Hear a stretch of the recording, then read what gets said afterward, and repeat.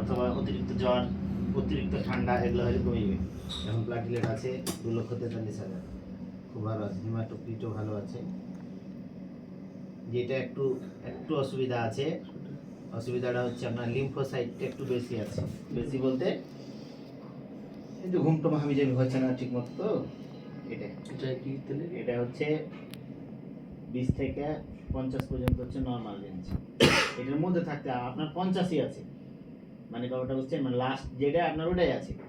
এটা যদি আরো বেশি বাড়তে থাকে তাহলে কোনো না কোনো অসুখে ধরবে। তখন কমা দরকার না, হ্যাঁ কমাইতে হবে। যে জিনিসগুলো আমরা দেখি এখানে, যেটা আমরা ইসোনোফিল কাউন্ট দেখি হচ্ছে যে আপনার কোল্ড অ্যালার্জি আছে কিনা। রিপোর্টটা এটা তো খুব বেশি খারাপ না, মানে নরমাল আছে। এটা অ্যালার্জিক রিঅ্যাকশন ফাংশনের যেটা টেস্ট, ওটা ওই মেশিনে পাবো, ওটা 10 মিনিট সময় লাগে। আর এটার রিপোর্ট খুব সুন্দর আছে, খালি এই লিম্ফোসাইটের বর্ডার লাইন আছে। এটা কি করণীয় তাহলে? ঘুমাতে হবে ভালো, হ্যাঁ খাওয়া দাওয়া ঠিক মতো করতে হবে, ঘুমাইতে হবে, পানি খাবেন পর্যাপ্ত পরিমাণে। জার্নি গুলোতে পানি খাওয়ার সময় থাকে না। আমি